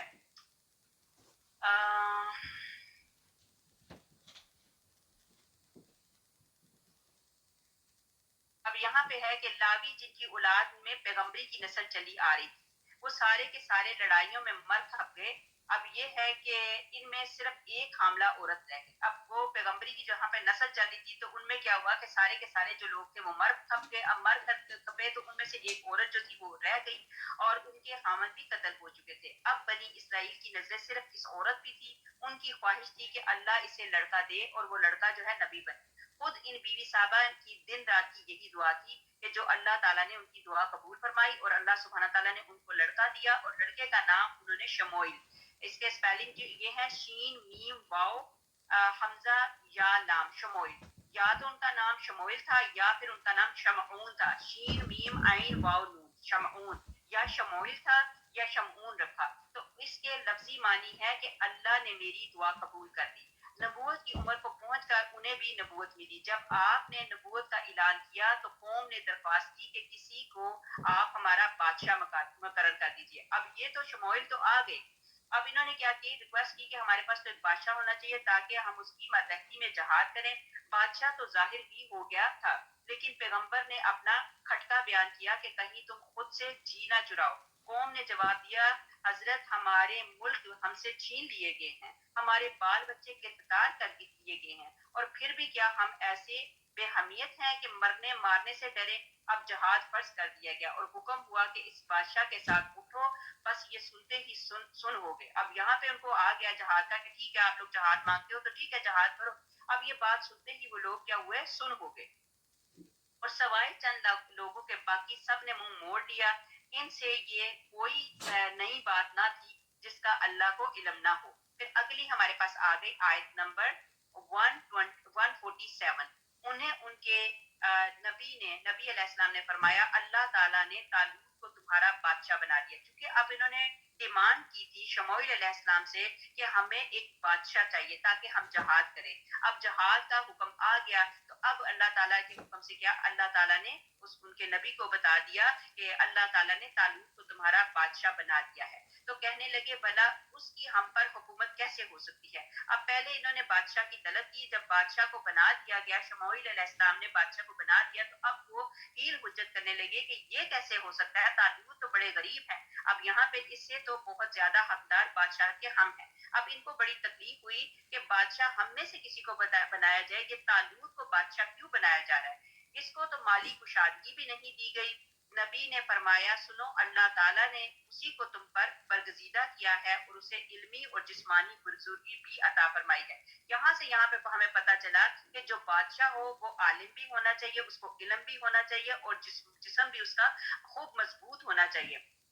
تو یہاں پہ بتایا جاتا ہے علمی اور جسمانی بزرگی بھی عطا فرمائی ہے. بات یہ ہے کہ اللہ تعالیٰ جسے چاہے اپنا ملک دے. اللہ تعالیٰ کشادگی والا اور علم والا ہے. اگلی آیت میں بتایا کہ ان کے نبی نے انہیں پھر کہا کہ ان کی بادشاہت کی ظاہری نشانی یہ ہے کہ تمہارے پاس وہ صندوق آ جائے گا جس میں تمہارے رب کی طرف سے دل جمعی ہے اور آل موسیٰ اور آل ہارون کا بقیہ ترکہ ہے. فرشتے اسے اٹھا کر لائیں گے. یقیناً یہ تو تمہارے لیے کھلی دلیل ہے اگر تم ایماندار. اب یہاں پہ قرآن پاک کی ان آیات میں یہ 16واں رکوع ختم ہوا، 17واں رکوع شروع ہوتا ہے. اس سے پہلے یہ اینڈ پہ یہ بتایا جا رہا ہے کہ انہوں نے ڈیمانڈ کی کہ ہمارے پاس ایک بادشاہ ہونا چاہیے جس کے ہم انڈر ہو کے تو ہم کیا کریں، جہاد کریں. اب ان کو حکم ہو گیا. اب وہ کہنے لگے طالوت کو جب بادشاہ مقرر کرنے لگے تو وہ انہوں نے کہا کہ ہم اس کو کیسے مانے، یہ تو غریب ہے، ان کے پاس تو کچھ ایسا مال وال نہیں ہے، کیوں نہیں ہم میں سے کسی کو بادشاہ کیوں نہیں بنایا گیا. لیکن طالوت علیہ السلام کے متعلق بتایا گیا کہ ان کا جسم جو تھا فربا مطلب موٹا تھا. یہ آج کل کے موٹے بندہ نہیں ہے. آج کل کا جو موٹا بندہ اندر اس میں طاقت ہی نہیں ہوتی. یہ جسم میں طاقتور بھی تھے، موٹے بھی تھے، صحت بھی تھی اور جسم ان کا کافی مطلب مضبوط بھی تھا اور علم والے بھی تھے. علم والے مطلب عقل مند تھے. تو اب یہاں پہ کیا ہوا، مطلب یہ ہے کہ جب بادشاہ بنا دینے کی خواہش انہوں نے اپنے پیغمبر سے کی تو پیغمبر نے بحکم الہی حضرت طالوت علیہ السلام کو پیش کیا جو شاہی خاندان سے نہ تھے بلکہ ایک لشکری تھے. شاہی خاندان یہود کی اولاد تھی اور یہ ان میں سے نہ تھے. تو قوم نے اعتراض کیا حقدار بادشاہت کے تو اس سے بہت زیادہ ہم ہیں. پھر دوسری بات یہ ہے کہ اس کے پاس مال بھی نہیں، مفلس شخص ہے. بعض کہتے ہیں یہ سکے پانی پلانے والے تھے. اب کسی نے کہا یہ دباغ مطلب رنگائی کرنے والے تھے. بس پہلی سرکشی تو اعتراض کی صورت میں احکام نبوی کے سامنے ان سے یہ ہوئی کہ پیغمبر نے انہیں جواب دیا کہ یہ تعین میری رائے سے نہیں اور جس میں میں دوبارہ غور کر سکوں تو یہ حکم الہی ہے. اب یہاں پہ انہوں نے بتایا کہ یہ میرا کام نہیں ہے، یہ تو حکم الہی ہے. پھر ظاہراً بھی تو وہ تم میں سے بڑے عالم، قوی، طاقتور، شکیل اور جمیل اور شجاع اور بہادر اور لڑائی کے فنون سے پورے واقف کار ہے. یہاں سے بھی یہ ثابت ہوا کہ بادشاہ شکیل، قوی، طاقتور، بڑے دل و دماغ والا ہونا چاہیے. پھر فرمایا کہ اصلی اور حقیقی حاکم اللہ تعالیٰ ہی ہے. ملک کا مالک بالواقعہ وہی ہے جسے چاہے ملک دے اور حکمت دے. اب یہاں پہ تابوت سکینہ کے متعلق بتایا گیا کہ تابوت سکینہ کیا تھا. اس کی تفصیل یہ ہے کہ بنو شموئیل یا شمعون علیہ السلام فرما رہے ہیں کہ طالوت کی بادشاہت کی پہلی برکت کی علامت یہ ہے کہ کھویا ہوا تابوت سکینہ تمہیں پھر مل جائے گا. اب یہاں پہ شموئیل علیہ السلام نے بتایا کہ اللہ تعالیٰ کی طرف سے حکم آ گیا ہے، بادشاہ طالوت بن گئے ہیں. اس کی نشانی یہ ہے کہ تمہارے پاس ایک جو تابوت سکینہ تھا، تابوت سکینہ جو تم سے چلا گیا ہے وہ دوبارہ واپس تمہیں مل جائے گا. اس کی نشانی یہ ہے جس میں اللہ کی نشانیاں ہیں. وہ تابوت سکینہ کیا ہے؟ جس میں اللہ کی نشانیاں ہیں جنہیں تم بخوبی جانتے ہو. بعض کا قول ہے کہ سکینہ ایک سونے کا تشت تھا جس میں انبیاء علیہ السلام کے دل دھوئے جاتے ہیں، جو حضرت موسیٰ علیہ السلام کو ملا تھا اور جس میں آپ نے تورات کی تختیاں رکھی تھی. اب ڈفرنٹ جو اکابرین ہیں وہ کیا بتاتے ہیں کہ تابوت سکینہ کی نشانیاں بتائی جا رہی ہیں کہ اس میں کیا تھا. کسی نے کہا اس کا منہ بھی تھا جیسے انسان کا منہ ہوتا ہے، اور روح بھی تھی اور ہوا بھی تھی. دوسرے مطلب یہ بتایا کہ دوسرے کے متعلق یہ بتایا کہ دو پر تھے، دو سر تھے اور دم بھی تھی. وہاں کہتے ہیں مردہ بلی کا سر تھا.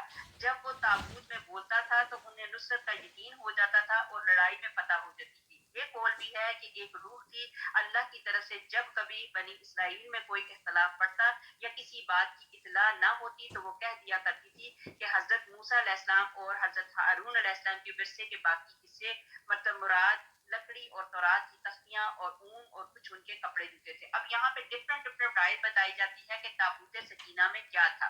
کچھ کہتے ہیں وہ روح تھی، کچھ کہتے ہیں بلی کی شکل تھی، کچھ کہتے ہیں وہ ایک صندوق تھا. صندوق کے اندر موسیٰ علیہ السلام کی وہی عصا تھی جو لکڑی تھی، اور اسی طرح تورات کی تختیاں تھی، اور کچھ جو تھے ان کے کپڑے تھے. اور کسی جگہ پہ بتایا جاتا ہے کہ حضرت ہارون علیہ السلام کی پگڑی تھی. واللہ اعلم. اب یہاں پہ آگے ہمارے پاس آئے پھر حضرت ابن عباس فرماتے ہیں کہ فرشتے آسمان اور زمین کے درمیان اس تابوت کو اٹھائے ہوئے سب لوگوں کے سامنے لائے اور حضرت طالوت بادشاہ کے سامنے لا رکھا. بتایا گیا تھا نا کہ ان کی وجہ سے ان کو بادشاہ بنایا گیا ہے. جو تمہارا صندوق وہ دوسرے ملک کے لے گئے ہیں وہ صندوق واپس آ جائے گا. اب دوسرے ملک میں جب صندوق کو وہاں سے چوری کر کے لے گئے تھے تو جب وہاں پہ لے کے گئے تو انہوں نے کیا کیا، اس صندوق کی قدر نہیں کی، اس کو کوڑے کے اوپر رکھ دیا، روڑی کے اوپر رکھ دیا. تو پھر کیا ہوا، اس ملک میں کیا ہوا، بیماری پھیل گئی، لوگ مرنا شروع ہو گئے. تو وہاں کی ایک عورت نے کہا یہ سارا کا سارا جو مال یہ ہمارے ساتھ یہ اسباب ہو رہے ہیں یہ سارے کے سارے اس صندوق کی وجہ سے ہیں، تو لہٰذا اس صندوق کو واپس اپنی جگہ پہ چھوڑا جائے. یہ واللہ عالم. پھر اللہ سبحانہ تعالیٰ نے کس طریقے سے اس کے متعلق بھی ڈفرنٹ آئے ہیں کہ فرشتے گائے کے اوپر، جیسے وہ گائے کے پیچھے ایک جگہ بنا کے تو اس کے اوپر یہ صندوق کو لا کے رکھا گیا. آگے دو گائے تھی اور گائے جو تھی وہ بدک گئیں، گائے بھاگ گئیں اور یہ صندوق جو ہے ان کے پاس واپس آ گیا. واللہ عالم. حضرت طالوت بادشاہ کے سامنے لا رکھا اور اس تابوت کو ان کے ہاتھ دیکھ کر انہیں نبی کی نبوت اور طالوت کی بادشاہت کا یقین ہو گیا. یہ بھی کہا گیا کہ یہ گائے کے اوپر لایا گیا. بعض کہتے ہیں کہ کفار نے جب یہودیوں پر غلبہ پایا تو تابوت سکینہ کو ان سے چھین لیا اور پھر بڑے بت کے نیچے رکھ دیا. جب اللہ کو اسے واپس بنی اسرائیل تک پہنچانا تھا تب وہ کفار صبح کو جب بت خانے میں گئے تو دیکھا کہ بت نیچے ہے اور تابوت اوپر ہے. انہوں نے پھر بت کو اوپر کر دیا، لیکن دوسری صبح دیکھا کہ پھر وہی معاملہ ہے. انہوں نے پھر بت کو اوپر کر دیا. پھر صبح کو جب گئے تو دیکھا کہ بت ایک طرف ٹوٹا پھوٹا پڑا ہوا ہے. تو یقین ہو گیا کہ قدرت کے کرشمے ہیں. چنانچہ انہوں نے تابوت کو یہاں سے اٹھا کر کسی اور چھوٹی سی بستی میں جا کر رکھ دیا. وہاں ایک وبائی بیماری پھیلی. آخر بنی اسرائیل کی ایک عورت نے جو وہاں کی قید تھی، انہوں نے کہا کہ اسے واپس بنی اسرائیل کو پہنچا دو تو تمہیں اس سے نجات ملے گی. ان لوگوں نے دو گایوں پر تابوت کو لاد کر بنی اسرائیل کے شہر کی طرف بھیج دیا. شہر کے قریب پہنچ کر گایاں تو رسیاں توڑوا کر بھاگ گئیں اور تابوت جو ہے وہی رہا جسے بنی اسرائیل لے آئے. بعض تو کہتے ہیں 2 نوجوان اسے پہنچا گئے واللہ عالم. لیکن الفاظ قرآن میں یہ موجود ہے کہ اسے فرشتے اٹھا لائیں گے. مطلب وہاں پہ یہ بھی کہا گیا کہ یہ فلسطین کی بستیوں میں سے ایک بستی میں تھا جس کا نام ازدوا تھا. پھر فرماتے ہیں کہ میری نبوت کی دلیل اور طالوت کی بادشاہت کی دلیل یہ بھی ہے کہ تابوت فرشتے پہنچا جائیں گے اگر تمہیں اللہ پر اور قیامت پر ایمان ہو. اب اگلی ہمارے پاس آ گئی آیت. جب حضرت جالوت لشکروں کو لے کر نکلے تو کہا سنو. اب یہاں پہ لکھا ہوا ہے حضرت جالوت. اب جالوت کون تھا اس کے مطلب یہ بتاتے ہیں. جب حضرت جالوت لشکروں کو لے کر نکلے تو کہا سنو اللہ تعالیٰ تمہیں ایک نہر سے آزمانے والا ہے. جالوت یہاں پہ نہیں ہونا چاہیے. تفسیر میں ترجمے میں لکھا ہوا ہے جالوت. یہ جالوت نہیں ہے طالوت. یہ اگر کسی کے پاس تفسیر ابن کثیر ہے تو یہاں پہ لفظ غلط لکھا ہوا ہے. یہ جالوت نہیں ہے یہ طالوت کا مطلب یہاں ہے. جب حضرت طالوت لشکروں کو لے کر نکلے تو کہا سنو اللہ تعالیٰ تمہیں ایک نہر سے آزمانے والا ہے. جس نے اس میں پی لیا وہ میرا نہیں اور جو اسے نہ چکھے وہ میرا ہے. یہ میں ترجمہ سنا رہی ہوں کہ جس نے اس میں سے پی لیا وہ میرا نہیں اور جو اسے نہ چکھے وہ میرا ہے. ہاں یہ اور بات ہے کہ اپنے ہاتھ سے ایک چلو بھرے لیکن سوائے چند کے باقی سب نے وہ پانی پی لیا. حضرت طالوت ایمانداروں سمیت جب نہر سے گزر گئے تو وہ لوگ کہنے لگے آج تو ہم میں طاقت نہیں کہ جالوت اور اس کے لشکروں سے لڑیں. اللہ تعالیٰ کی ملاقات پر یقین رکھنے والوں نے کہا بسا اوقات چھوٹی اور تھوڑی سی جماعتیں بڑی اور بہت سی جماعتوں پر اللہ تعالیٰ کے حکم سے غلبہ پا لیتی ہیں. اللہ تعالیٰ صبر والوں کے ساتھ ہے. اب یہاں پہ طالوت علیہ السلام کو جب انہوں نے مقرر کر دیا تو طالوت علیہ السلام نے کیا کیا ایک لشکر کو اکٹھا کیا. لشکر کو اب جہاں جہاں آپ کوئی کام کرنے کے لیے جاتے ہیں کوئی آپ اپنا کام کرتے ہیں تو اس میں آزمائش بھی ہوتی ہے. اب یہاں کے لوگوں کے لیے اللہ کی طرف سے آزمائش کیا آ گئی کہ بیچ میں نہر آئی. سارے لوگ پیاسے تھے تو پیاسے ہونے کی وجہ سے ان کو بہت زیادہ پیاس لگی ہوئی تھی. تو طالوت علیہ السلام نے کہا کہ آپ ایسا کریں اس پانی یہ اس نہر میں سے پانی نہ پئیں. ہاں بہت زیادہ پیاس لگی ہوئی ہے تو ایک چلو بھر پانی پی لیں اس سے زیادہ پانی نہ پیے گا. تو یہاں پہ اللہ سبحانہ تعالیٰ نے آزمائش کی. ان لوگوں کو نکھار دیا کہ کون سے لوگ جو ہیں جو اللہ تعالیٰ پہ ایمان لانے والے ہیں صبر والے ہیں اور کون سے لوگ جو ہیں وہ صبر کرنے والے نہیں. اب یہاں پہ سب لوگوں نے جب اس نہر کے اوپر سے گزرے تو انہوں نے کیا کیا کچھ لوگوں کو اتنی زیادہ پیاس لگی ہوئی تھی. پیاس تو سبھی کو لگی ہوئی تھی لیکن ان میں سے کچھ لوگوں نے صرف اور صرف اپنے منہ کو گیلا کرنے کے لیے ایک چلو بھر پانی پیا اور کچھ لوگوں نے کیا کیا بہت زیادہ پانی پیا اور پانی پینے کے باوجود ان کی پیاس جو ہے وہ نہیں بجھی.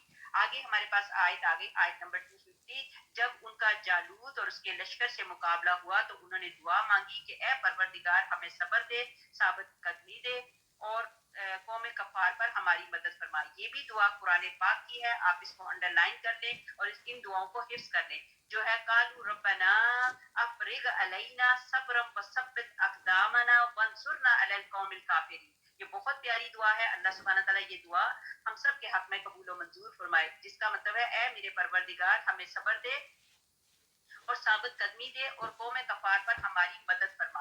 مطلب ہم پر یہ نہیں ہے کہ صبر دے بلکہ یہاں پہ بتایا کہ صبر کو ہمارے اوپر انڈیل دے. تو انڈیلنا ایک اور بات ہوتی ہے صبر دینا کوئی اور بات ہوتی ہے کہ اللہ سبحانہ تعالیٰ ہمارے اوپر صبر انڈیل دے.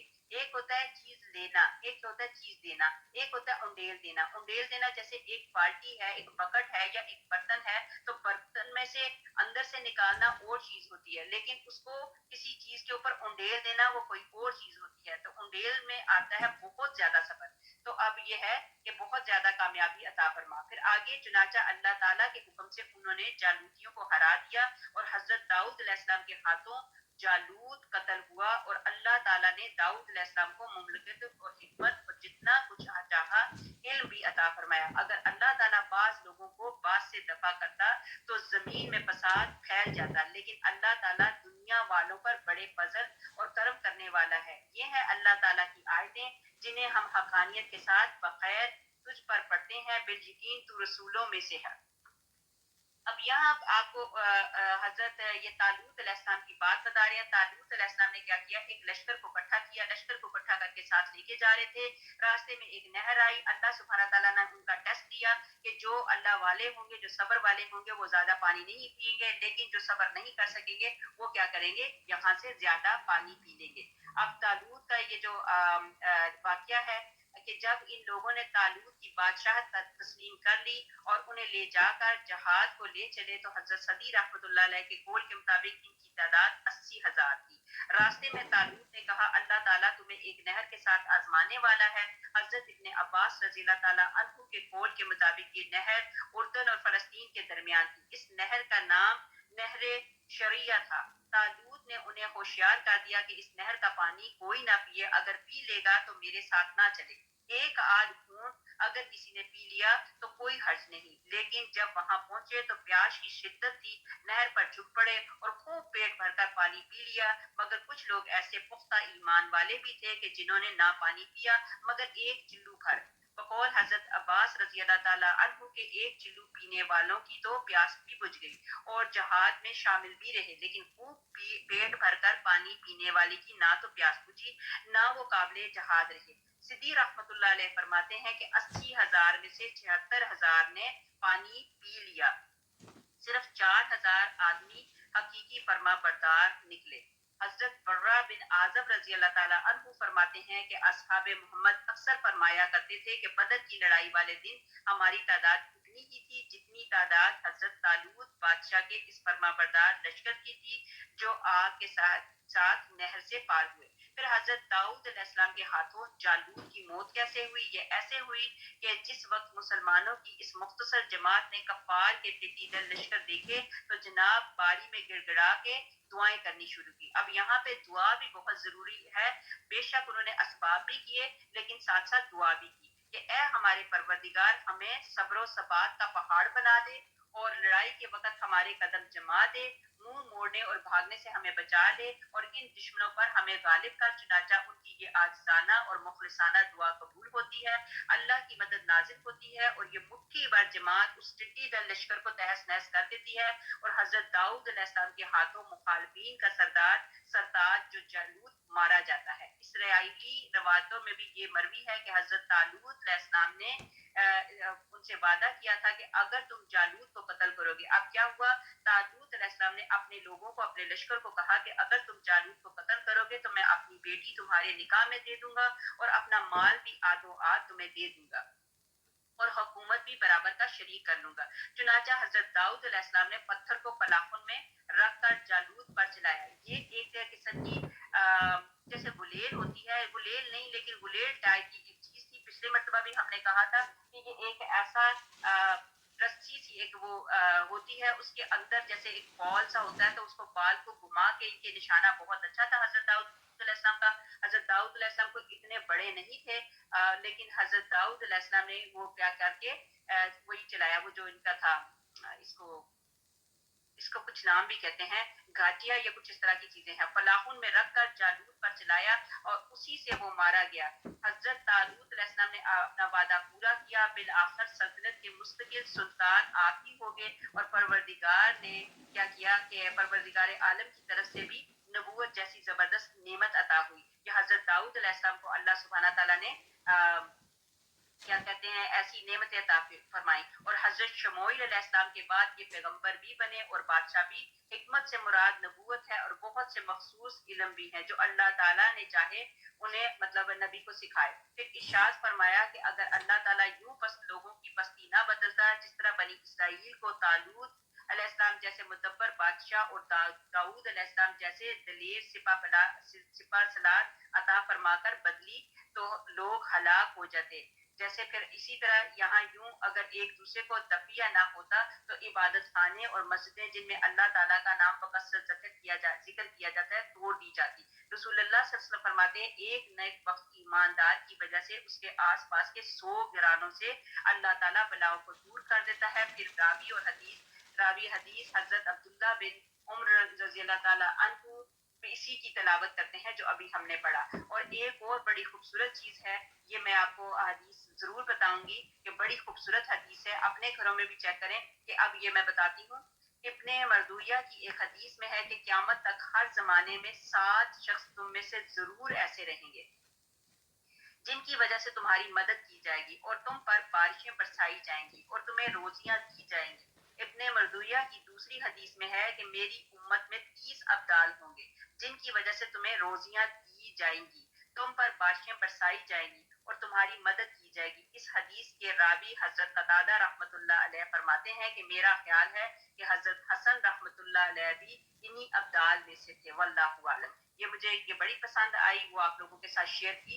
اور یہ قصہ اب ہمارا طالوت کا اور جالوت کا ختم ہوا، آگے اللہ نے زندگی کی مہلت دی تو الحمدللہ آج ہماری یہاں پہ آیات ہو گئیں، آیت نمبر 252 تک ہماری ہو گئی ہیں۔ 253 آیت انشاءاللہ تعالیٰ اگر اللہ نے زندگی کی مہلت دی تو کل ہم پڑھیں گے۔